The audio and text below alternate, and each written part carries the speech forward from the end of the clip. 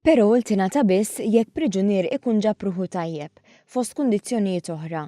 Fakar dan il-Ministru għall-Internu s-Sigurtà Nazzjonali Michael Farrugia fid-dawl li għat-tieni darba il-Qorti Kostituzzjonali ta' pajjiżna qalet li f'każ ta' sentenza ta' mill-inqas 25 sena ħabs, il-priġunier għandu jkollu dritt li japplika l-konsiderazzjoni tal-parole, xi ħaġa li tmur jitfit ma' dak li qalet il-Qorti Ewropea ta' Drittijiet tal-Bnedmin. Persuna jekk kellu mġiba tajba tul perjodu li għamel ġewwa l-ħabs wara 25-30 sena għandek tagħtih opportunità illi mhux jinħeles minn ġol ħabs, imma illi dak il-persuna tagħtih opportunità illi jerġa' jintegra ruħu fis-soċjetà, imma hemm ċertu regoli illi jrid jobdihom. F'każ li ma jiġux segwiti regoli stipulati, ifisser li l-persuna tiddaħħal lura fil-faċilità u tkompli tiskonta s-sentenza mogħtija lilha.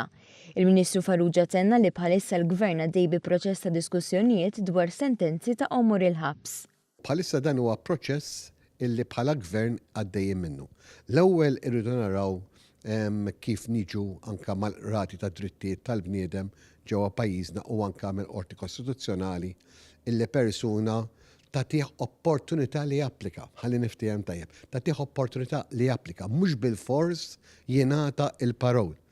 Id-diskussjoni li għaddejja bħalissa qed tevalwa wkoll jekk għomor il-ħabs għandix tkun fisser numru ta' snin partikolari biex il-Gvern ifassal leġiżlazzjoni adattata.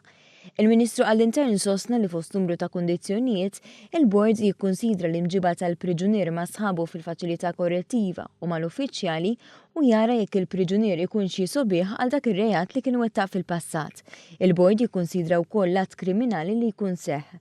Ma' News, il-Ministru Farrugia fakar li applikazzjoni għal parole ma jfissirx li l-persuna se tingħatala il-parole. Fil-fatt wara l-deċiżjoni tal-Qorti Kostituzzjonali, il-Qorti kienet qalet dakinhar isma' dajri tidor qudiem il-parole board, il-persuna der qudiem il-parole board u l-parole board qal dal-persuna mhux idenju li jingħata il-parole. Diġà kellna każ wara l-ewwel deċiżjoni tal-Qorti Kostituzzjonali u dak m'għaddiex mill-parole board.